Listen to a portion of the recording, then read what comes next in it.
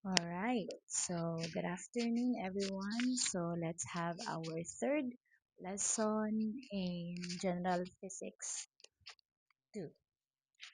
So for our third lesson, this would be all about capacitance and dielectrics.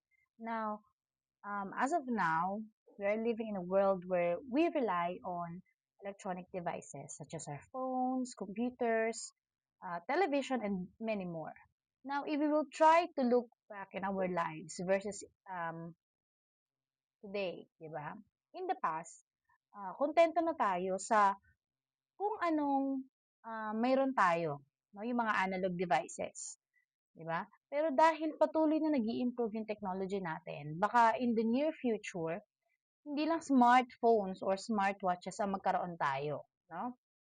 Baka maging posible na din yung pagkakaroon ng, let's say, smart people or mga robot na tinatawag na may artificial intelligence technology na posible nating makasama in our daily lives. And actually, ano na to, observable na to in some other countries, no? Like for example, in Japan.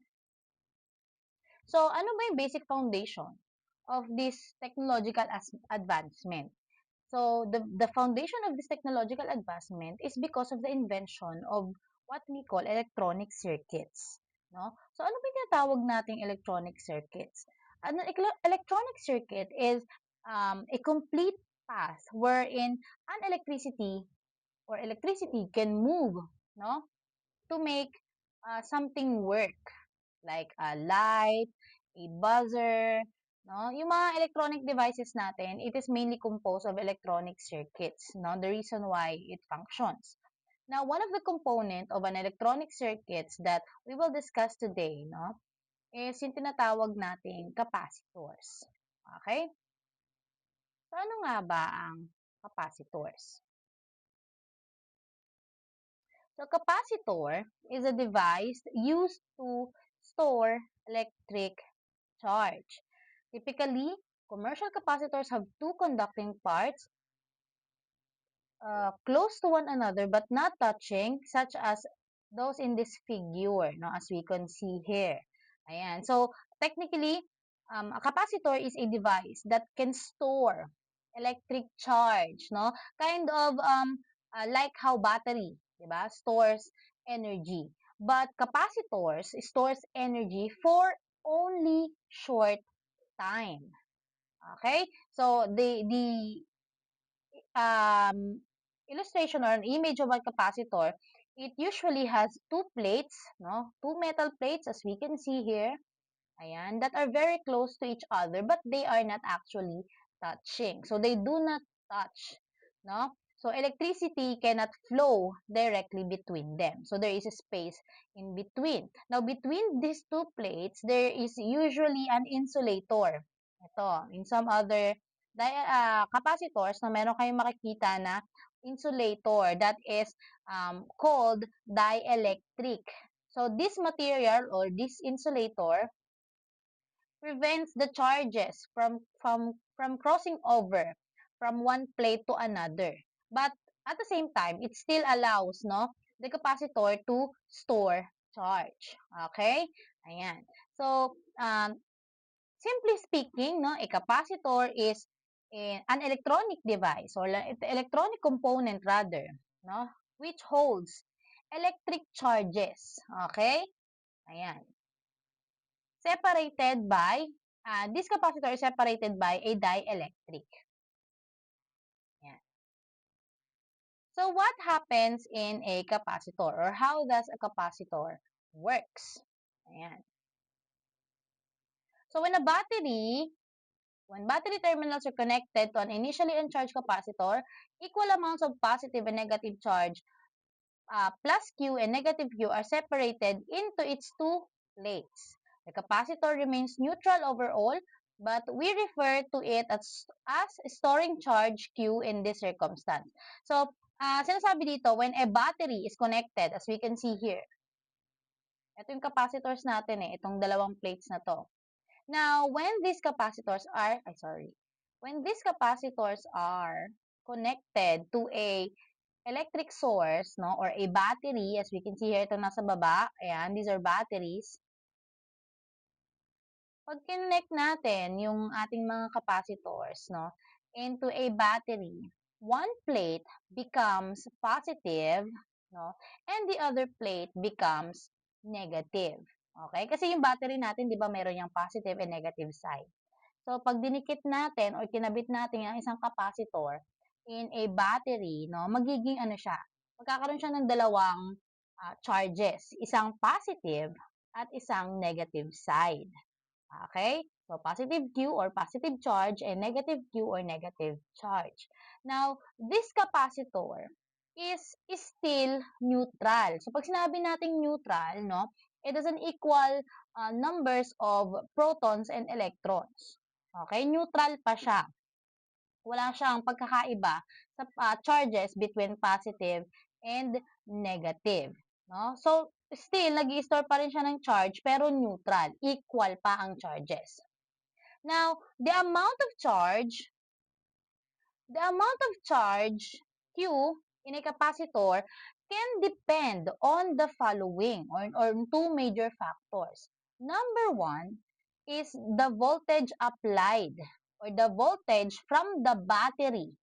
No? Kung gaano ba kalaki ito, kung gaano ba kalaki yung volts or voltage ng baterya natin. Now, the higher the voltage, of course, the more charge to store in a capacitor.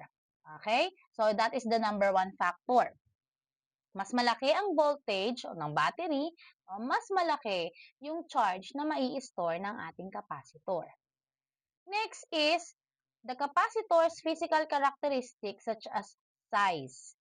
So, ibig sabihin nito, another factor that can affect how a capacitor can store charges is it's either the size, kung gaano ba siya kalaki, and of course, its design. Kasi merong iba't ibang klaseng capacitor which we will later on discuss after this. So, the bigger the capacitor, sabi nga dito, size is a factor. The bigger the capacitor, of course, the more charge that it can store. So again, no, the two major factors that can affect how a capacitor, no, can store charge is number one, una, it depends on the voltage. The bigger the voltage, the more charge it can store. And number two, the bigger the size, no, the more charge a capacitor can store. Okay po? Ayan. So, these are the different types of capacitor. So, merong iba't ibang klase ng capacitor. Ayan. And they have, of course, um, they have different shapes and types. And that is because they are used, no, for different purposes. Okay? So, there are what we call, ayan, fixed capacitors. Pag sinabing fixed capacitors, from the word itself, fixed, they can only store a fixed amount of charge. No? Hindi na siya madadagdagan, hindi siya mababawasan. Kung ano lang yung kaya niyang store, yun lang ang kanyang mai store. Okay? Ayan, we have variable, trimmer capacitors. Ayan. Pag sinabing variable, ibig sabihin it varies. Ibig sabihin, nagbabago yung amount ng charge or the amount of charge can be adjusted. Ayan, we have ceramic, mica, ceramic, mica, film capacitor, polyester, polyester, ayan, polyester and polypropylene, ayan, used for everyday electronics. So, itong mga bagay na 'to, itong mga nakikita niyo 'to, ayan, ayan. Usually nakikita natin 'yan sa mga electronics na madalas nating ginagamit 'no, sa araw-araw. Example, yung mga radyo, 'no, um, ano pa ba, TV, speakers, ayan. Ito yung mga nakikita natin doon kung bubuksan man natin, ayan. These capacitors store small charges, no, and can be used to send small signals on these devices. Okay? Ayan, we have electrolytic, diba? Electrolytic and tantalum capacitors. Itong, ayan, electrolytic, tsaka si tantalum, saan na yun? Tantalum capacitors. These capacitors, no, can store larger amount of charge. So this can be found in, of course, no, bigger electronic devices. Okay? Ayan. Then we have motor run capacitor. Ito, motor run capacitor from the word itself, motor. Ayan, it helps electronic motors, no, to start and run smoothly. Ayan, so mga devices na may mga motor, no? Ayan, ito yung capacitor na ginagamit. Okay? So, simply speaking, sabi nga natin, these are all different capacitors and they may look different because they are designed to have different jobs. Okay? Pero, iisa lang sila ng ginagawa. They do the basic thing which is yung to store, no, electric charge. Okay? Ayan. So, how does a capacitor work? So, paano ba talaga ah, gumagana, no, ang mga capacitors? Ayan. So, as we can see here, no, capacitors undergo what we call charging process. So, yung conducting plates na pinakita natin kanina, no, the two metal plates, no, makikita natin yan as um, neutral plates. Okay? Makakakita tayo ng protons and electrons sa dalawang charging plate na yon. So initially, our capacitor is uncharged or neutral. Kasi nga, magkahalo pa yung protons and electrons. And sabi nga natin, no, they have equal numbers of protons and electrons in each plate. Okay? Ayan, pareho pa sila ng bilang. So it is uncharged or it is still neutral. Okay? So what will happen is that in the charging process, no, it happens when a battery is attached to the metal plates. Ayan. So, as we can see here, no, pag kinabitan na natin to ng electromotive force o yung battery, yung voltage, no, the charge will now flow from the positive plate going to the negative plate. So, bakit ganun ang flow? Kasi kung babalikan natin yung previous lesson natin sa electric charge, no? The electric field, 'di ba? Always kay positive pa outward, kay negative pa inward, no? So, the charge always flow from positive going to the negative. So, what will happen, no? Sabi nga natin, no? The charges will flow from positive going to the negative. Now, because of this, ayan, as we can see here, no? So, once na nag-flow na yung charge dahil sa electromotive force or dahil sa battery, no? Mapopolarize natin yung dalawang plates. So, what do we mean by polarize? Polarization or polarize, no? It means that the charges separate. 'Di ba kanina magkasama 'yan? Ito. Magkasama kanina yung ating positive and negative charge. Now, because of the help of our battery, no, it allows the charges to flow from positive going to the negative. So, magse-separate. May iwan lahat ng positive on the positive, may iwan lahat ng protons or positive charge sa ating positive plate. Then, lahat po ng negative charge, no, or electrons ay mapupunta sa ating negative plate. Okay? At ang tawag dito is polarization. Kasi magkakaroon tayo ng two separate charges. Okay? Isang positive charge plate at isang negatively charged plate. Okay? So, due to this, dito na natin ma-observe yung tinatawag nating electric potential difference na pinag-aralan natin nung nakaraan. So, kung natatandaan nyo pa yung previous lesson natin, di ba, yung electric potential and electric potential energy, ito yung example natin doon. Yung two charge plates, yung isang positive at yung isang negative plate. Di ba? Ito yun. Ayan. So again, ano nga ulit si electric potential difference? Electric potential difference is the change in the potential energy per unit charge. The potential energy is yung stored energy, di ba? O, balikan natin yung previous lesson. Si electric potential energy is yung stored energy, di ba? That can allow a charge no, to move against an electric field. So, eto yun. Okay, natatandaan po ba? Ito yun. No, yung two charge plates na dinidiscuss natin in our previous lesson. Okay?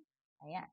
Now, since meron na tayong two charge plate, once we remove the source o yung ating battery, no, our capacitors use the stored charge and act as a temporary battery.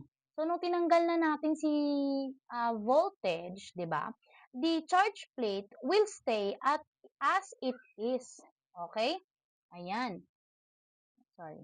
And it will stay as it is, no? Na may two separate charge plate. Okay? So, the capacitor uses the stored charge galing sa battery na kinuha natin, ay ginamit natin, di ba? As a temporary battery.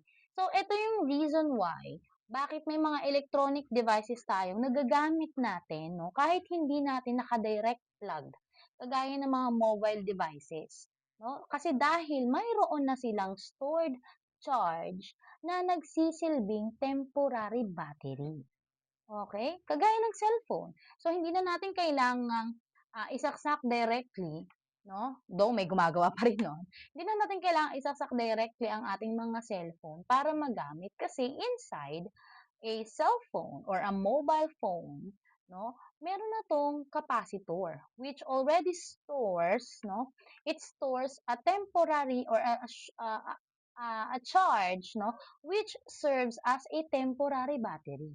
Okay? Isasaksak mo na lang siya once na ano, once na maubos na yung kanyang charge, 'di ba? Kaya nga yung idea na charging is galing po yan sa ganitong process.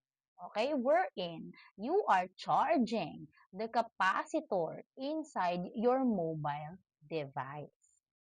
Okay? So that's how our capacitor work. Okay? Ayan. Next.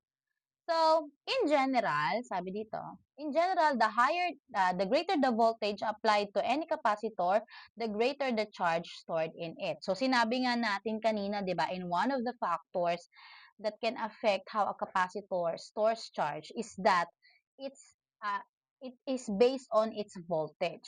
The higher the voltage, the more capacitor can store. So, this means, no, that the relationship, as we can see here in this equation, the relationship between charge Q, no? Anong ibig sabihin ng symbol na to? Ano ibig sabihin ng symbol na to? Is proportional. Ayan. So, the charge Q is proportional to V or voltage. No? Ayan. So, they are directly proportional. Ibig sabihin, if you increase the voltage of the battery, you will also increase the charge. No? And or vice versa. If you decrease the voltage of the battery, you will also decrease the charge of our capacitor. Okay? Ayan. So, sabi nga natin, yun nga, there are two factors in how much, no, a charge will depend. How much amount of charge will be stored in a capacitor, di ba? So, now the different capacitors as stated in our example, excuse me,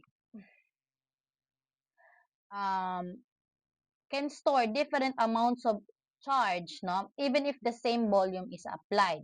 Now, that is because, no, it depends on the second factor which is yung size and design or characteristic of our capacitor. Now, sabi dito, we call this ability, ayan, yung physical characteristics, we define this as capacitance or this ability of a capacitor to store a charge as capacitance. Ay, sorry. So, yung kakayahan ng isang capacitor, no, to store um, a charge depending on its size and its design, no, is called capacitance. Okay? Ayan. So the charge stored in a capacitor can be give by the equation or can be no written in our equation ayan as Q is equals to C V. So Q is the stored charge or the charge stored. V is the applied voltage. C is how good no the capacitor is at storing uh, charge or yung capacitance itself. Okay, yung ability niya on how to store uh, charges. Okay, ayan. So this equation no relates no charge, voltage, and capacitance. So these equations shows that the bigger capacitance, no, the more charge can store even if it is in the same voltage. Okay? Ayan. Now let's try to solve problems, no, using this formula. Ay, ay, ay. Ay, di pala muna. Ayan. So this equation expresses two major factors affecting the amount of charge stored, the physical characteristic of capacitors and the voltage B. So ito na ang sinasabi natin kanina, no? Yung equation na yon pinapakita the relationship, no, between charge and voltage and capacitance. Yung kaninang dalawang factor na sinasabi natin, the size and design of a capacitor and the voltage applied. No? Now, if we are rearrange this equation, no?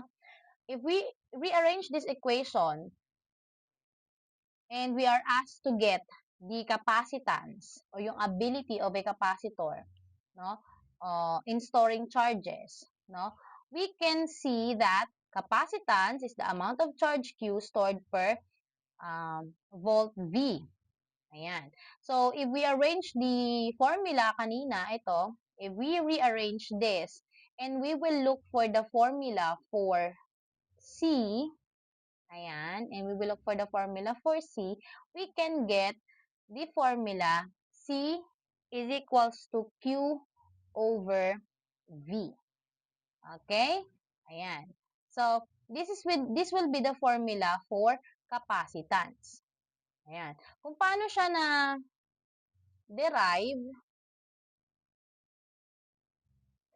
we can use yung triangle method. So, paano ba natin gagawin? Ito. Wait lang. Let's try using the notepad. Let's try to derive formula, no, using the given equation.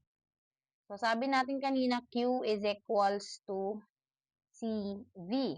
Diba? This is the equation that shows relationship between charge, voltage, and capacitance.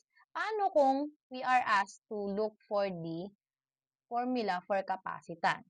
So, using our triangle method, ayan, pangit naman triangle ko. Ayan, using our triangle method, so sabi natin, di ba, the horizontal line signifies the operation division and the vertical line signifies the operation multiplication. So automatically in our equation, we can see that CV shows no multiplication. So we can now write C and V or capacitance and voltage sa baba ng ating triangle. Then at the top is our Q or our charge. Now, using the triangle method, sabi nga natin, no, to derive a formula, kailangan nating takpan kung ano yung hinahanap. So, to get our formula for capacitance or yung C, kailangan nating i-cover, no? Si letter C or si capacitance. So, takpan natin to. Ano ba tatakpan to?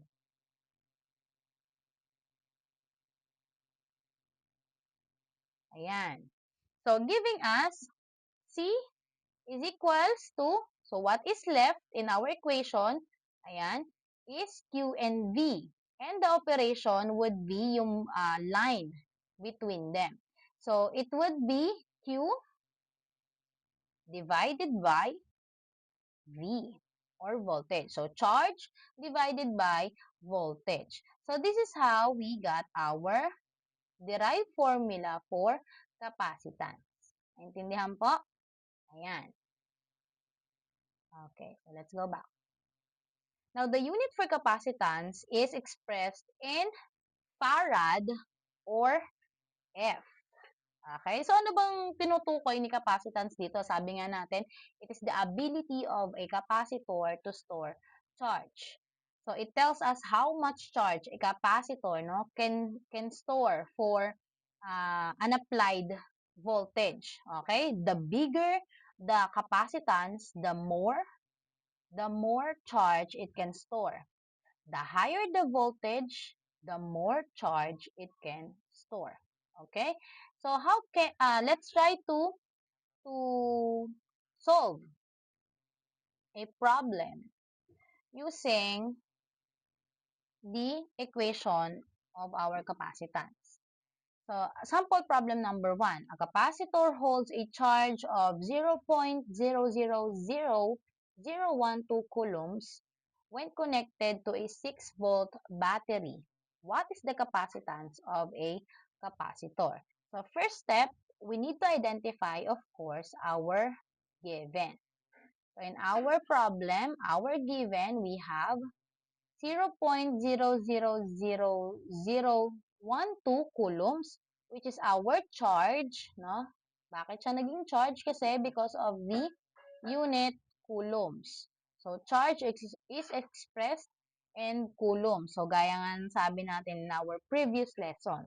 So, Q is 0.00012 coulombs and V or our volts is 6 volts. Okay? Now, what is our capacitance? Using our formula for capacitance, C is equals to Q over V. Let us substitute our given. So, C is equals to our charge, 0.000012 coulombs divided by 6 volts. So, using our calculator, no? 0.000012 coulombs divided by 6, the answer is 0.000002 farad or pwede natin siya i-express, no? This decimal number can be expressed into scientific notation. How? By moving, no, the the decimal point, no, going to the right. Okay? So, going to the right, the exponent will be positive. So, if we will move it going to the right, 1, 2, 3, 4, 5, 6. So, it would be 6, no? Raised to the 6th power to make it a whole number. So, the answer would be 0.000002 farad or 2 times 10 to the 6th power farad. Okay? Ayan. Another problem. Ayan. A capacitor has a capacitance of 5 farads and is connected to a 6-volt battery. What is the charge stored on the capacitor? So in this problem, first again, we will need to find or we need to identify what are the givens. So we have our given capacitance of 5 farads. So we have our C. C is equals to 5F or 5 coulomb per volts. So, si farad can be expressed into coulomb per volts. Ayan. And we have our voltage, which is 6 volts battery, no? 6 volts. So, what is asked, or uh, what we are looking for is for the charge Q. So, sabi nga dito, what is the charge stored in our capacitor, sorry. Ayan, using our formula, ayan, C is equals to Q over V, we can also use yung triangle method kanina na sinasabi ko. Ayan, using our triangle method, sabi ko nga, no, kung ano ang hinahanap, di ba? Kung ano ang hinahanap, yun ang ating tatakpan. Again, huwag kakalimutan, the horizontal line shows the operation division, while the vertical line shows the operation multiplication. So, paano natin madiderive yung formula for charge or Q? Tatakpan natin using our triangle method, tatakpan natin si Q, which will leave us these quantities, no, or this equation, CV. So, ang operation nila ay multiplication. So, our formula for this problem is Q is equals to CV. Okay? Ayan. Now, substituting our given, we have Q is equals to CV. Q is equals to 5 coulomb per volts, no, or farad, multiplied by 6 volts. So, canceling like units, o yung pareho natin na physical unit, which is yung volts, so maka-cancel out yan. What will be left is our unit coulombs, which is correct because we are looking for the charge. Okay? So, 5 coulombs multiplied by 6, 5 times 6 is equals 30. So, our answer is 30 coulombs. Okay, so the charge in this value of capacitance and voltage is 30 coulombs. Okay, ayan. So that's how you calculate capacitance or charge. E paano naman kung volume ang hinahanap? So, wala na akong another problem eh. Kung volume naman ang hinahanap, of course, ang tatakpan nyo naman yung volume. So, ano magiging formula nun? Ang matitira sa ating formula nun, kung tatakpan natin yung volume, is Q and C. So, the formula for voltage is V is equals to Q divided by C. Okay? So, ganun lang siya kadali. Ayan. Next, let us talk about what we call parallel capacitor. So, parallel capacitor, so two parallel plates are placed facing each other. There are ano? Plate A and the distance between is D. There are two plates, no? Plate, there are, the area. Sorry, kulang ng letter to. The area of each plate is A. So, malapad siya. Ayan. And the distance between them is signified by D. No? The plate on the left is connected to the positive terminal of the battery. The plate on the right is connected to the negative terminal of the battery. Parallel plate capacitor is a very common type of capacitor. It is one of the simplest, no, and most common types of capacitor. So, wherein it usually uses two flat plates, no, hindi kagaya nung isa na pahaba. Ay, sorry. Hindi kagaya nung una natin pinakita na pahaba, no. This type of capacitor uses flat plates, no, to store charge. So, the area, no, signifies kung gaano sila kalapad. Ayan. Then, the distance between them is signified by D. Okay? Ayan. So, the other types of capacitor may have different shapes or materials, but parallel plate capacitor is the very basic and important example, no, of capacitors. Okay? Ayan. So, sabi natin dito, one plate, sorry, one plate, parang capacitor lang kanina. One plate is connected to the positive terminal of the battery and the other is connected to the negative side of the battery. Okay? So, the plates holds or stores electric charge, ayan, because of the battery. And again, the amount of charge that this kind of capacitor, no, can hold depends on kung gaano kalawak yung area ng plate. Kung gaano kalawak yung area ng plate, the bigger the plate or the bigger the area, no, the more charge it can hold. And at the same time, kung gaano ba sila kalapit sa isa't isa.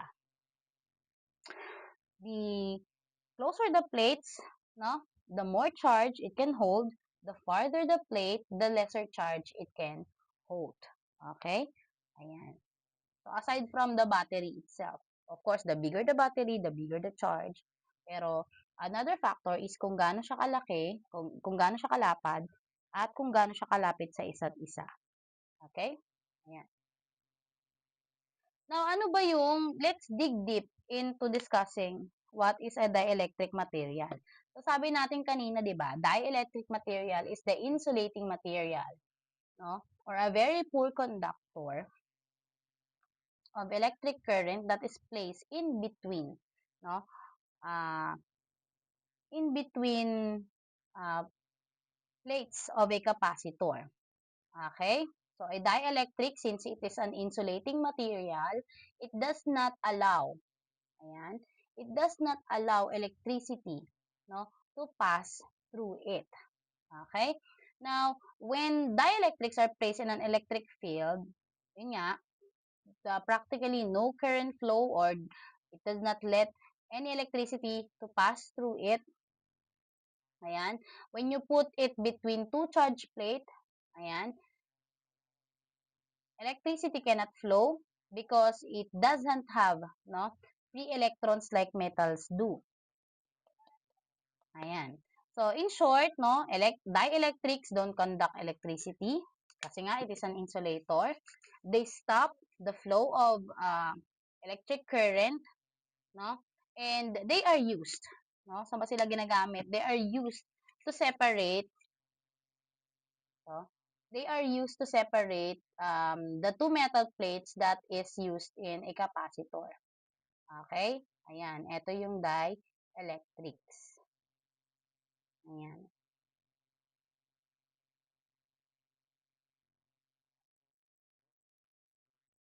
So, when a dielectric is placed in an electric field, sabi nga natin, practically no current flows in them because unlike metals, they have no loosely bound or free electrons that may drift through the material. Kasi, yun nga, because of dielectrics,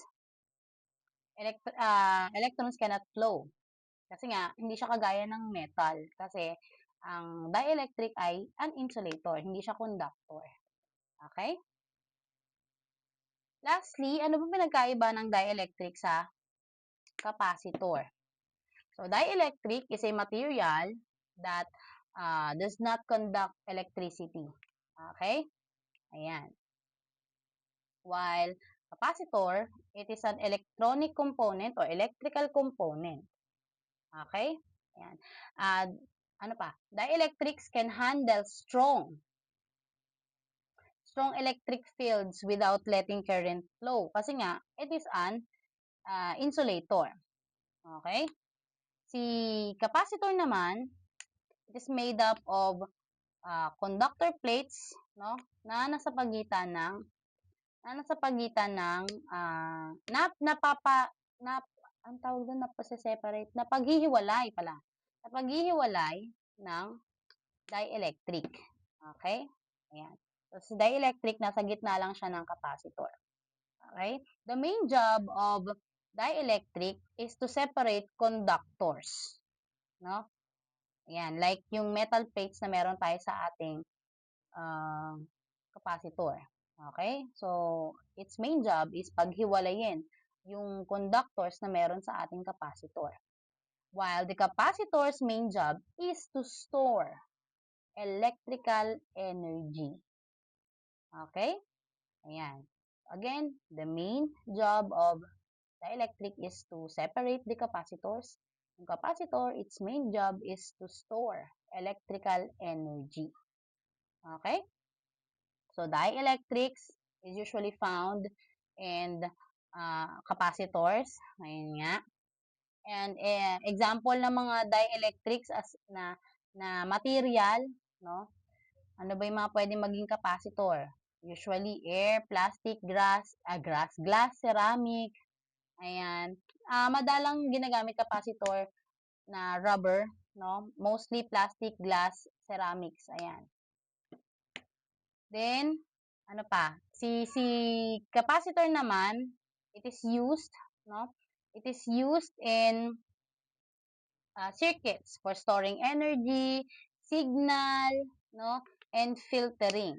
Okay? It can be found in power supplies or yung mga devices natin, power supplies, radios, phones, and computers.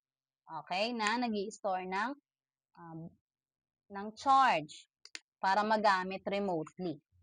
Okay? So, in short, no, dielectric is a material that blocks the current in a capacitor, while the capacitor is a component, no, that stores energy